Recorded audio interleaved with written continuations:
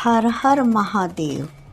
महाशिवरात्रि पर्व की आप सभी शिव आस्था अनुरागियों का ज्ञान गंगा डॉक्टर अनीता उन्मुक्त चैनल में भव्य स्वागत है।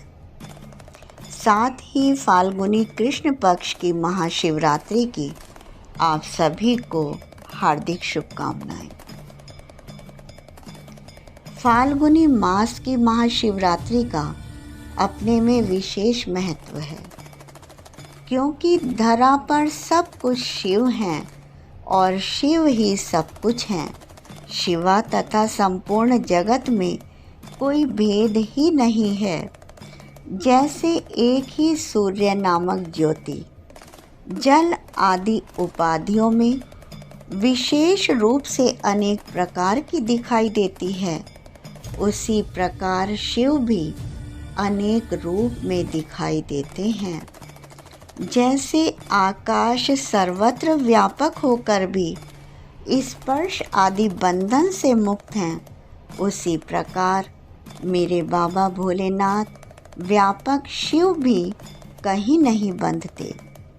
अहंकार से युक्त होने पर शिव का अंश जीव कहलाता है और अहंकार से मुक्त होने पर वह जीव साक्षात शिव हो जाता है। अध्यात्म चिंतन एवं भगवान शिव की भक्ति ये ज्ञान के मूल कारण हैं।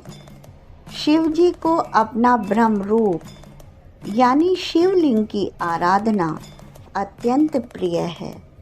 अतएव एकमात्र भगवान शिव ही पर ब्रह्म होने के कारण निष्कल यानी निराकार कहे गए हैं।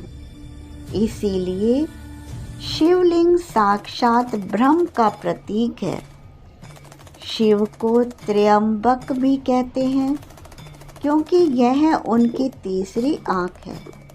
तीसरी आँख से अभिप्राय अंतर्ज्ञान के चक्षु से है। बाहरी आँखें भौतिकी हैं, जो अच्छा बुरा सब कुछ देखती हैं।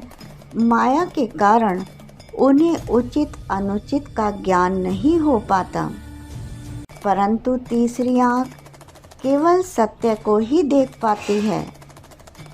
उधर नंदी अनंत प्रतीक्षा का प्रतीक है। नंदी का यही गुण है, वह पूर्णतया सचेत है, सजग है। यही सजगता ही ध्यान है।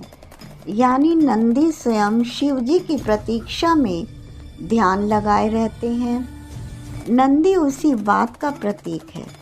वह अपनी भावभंगिमा से सबको यही याद दिलाते हैं कि तुम्हें मेरी तरह बैठना चाहिए और भोलेनाथ जी का ध्यान लगाना चाहिए। ज्ञान से हमारा अभिप्राय जीवन को नई दृष्टि से देखना है। किसी कारण से महाशिवरात्रि के दिन प्रकृति उस संभावना को हमारे निकट ले आती है जो हर मनुष्य के लिए कल्याणकारी है, और ऐसा करना हमारे लिए प्रतिदिन संभव है। शिव जी के ब्रह्म तत्व यानी निराकार रूप की आराधना उन्हें बहुत प्रिय है। शिवलिंग पर जलाभिषेक करना, कमल या कनेर के पुष्पों से सुसज्जित करना, बिल्व पत्र बेर धतूरा आदि से बाबा भोलेनाथ जी का श्रृंगार करना तुरंत प्रसन्न हो जाते हैं। लेकिन यह भक्ति निश्चल मन से हो तभी स्वीकार्य होती है। कलुषित मन से की गई भक्ति कभी ग्राह्य नहीं होती। माना जाता है कि इस फाल्गुनी महाशिवरात्रि को बाबा भोलेनाथ जी का माँ पार्वती जी से विवाह हुआ था। उनके विवाहोत्सव को देखने के लिए सभी देव भी लालायित थे। उनका अलौकिक रूप श्रृंगार था। बारात भी विचित्र थी। कहते हैं कि उनका पारलौकिक बंधन देखने के लिए 16 दिव्य नारियां भी बहुत ही आदर के साथ और शीघ्रतापूर्वक वहां आईं। वे महादेवियाँ सरस्वती, लक्ष्मी, सावित्री, गंगा, अदिति, शची, लोपामुद्रा, अरुंधति, अहिल्या, तुलसी, स्वाहा, रोहिणी, पृथ्वी, शतरूपा, संज्ञा तथा रति हैं। तब रति ने दीन वत्सल भगवान शिव से कहा कि हे भगवान, पार्वती जी का पाणी ग्रहण करके आपने अत्यंत दुर्लभ सौभाग्य प्राप्त किया है।